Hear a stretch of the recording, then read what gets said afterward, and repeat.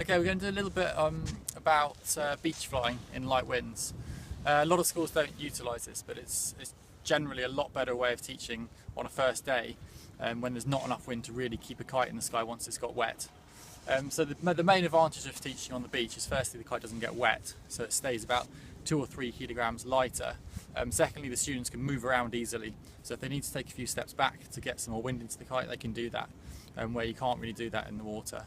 So I would generally say if it's maybe 8 or 9 knots or less, then it's best to take the first day on the beach, just with a small kite which you can throw around quickly, such as these 6-meter best skiroos that we have. They're really efficient kites. They fly really well in, well, it's like 1 knot of wind today, and we can still get it in the air.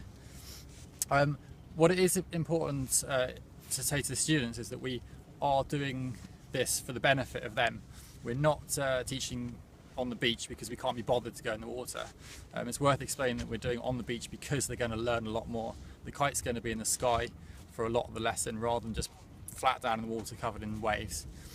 So they're going to learn how to depower it, they're going to have to learn how to steer it, they learn a lot more about the wind window. So it's really beneficial to them to do this. Generally we'd only put up 1 kite per lesson because it is quite difficult to be running between 2 groups. But what we can do is involve everybody in the lesson. So if somebody's flying the kite, another person can be behind holding their harness. So not only is that making it safer for the person that's flying it, it's also getting the other person involved. Another person can be helping launch the kite, and possibly if there's 4 of you, you can get 2 people behind the person flying it. So it's like an anchor. So everyone's having a good time whilst learning. So we're going to go through a couple of flying techniques now. I'm going to turn the kite over because the wind's very light. We're basically going to hot launch. We're going to send it straight through the wind window, and then we'll go up to Clive and go through a couple of flying skills.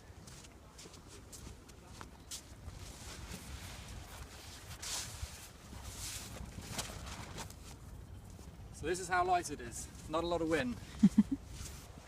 Okay guys, when you start to do your hot launch, it's about putting the weight onto the 2 front lines to make sure the kite's up.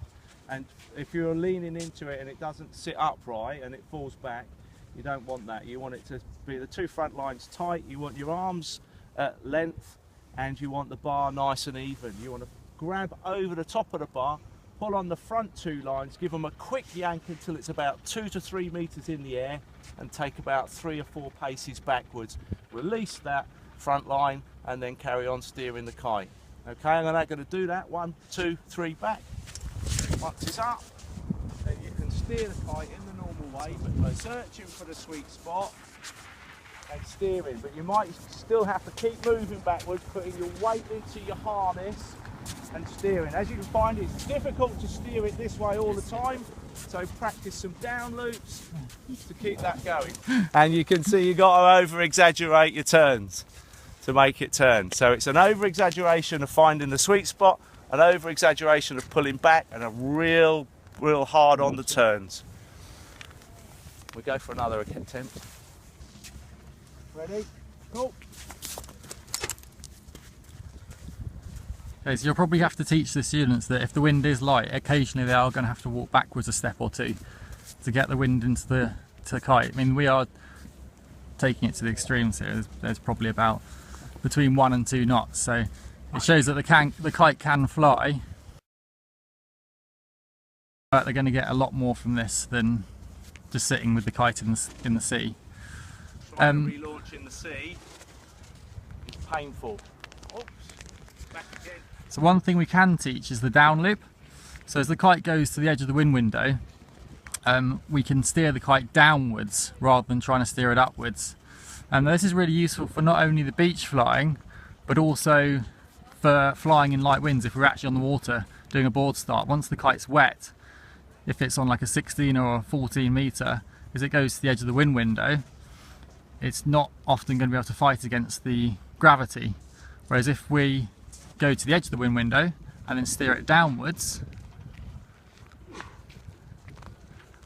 like that, then it goes back into the power zone, gets the wind, and off it goes again.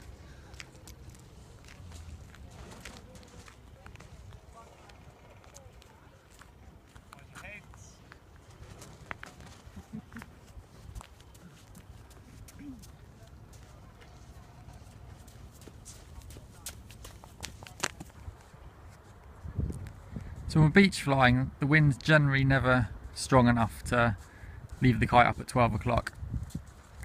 We've always got to keep it moving, but it's good for teaching the students because they learn how to control the kite and learn how to use the D-power and steering and everything that they need to do to then go on to a windier day. We generally wouldn't do this in more than about 10 knots because the kite would have too much power.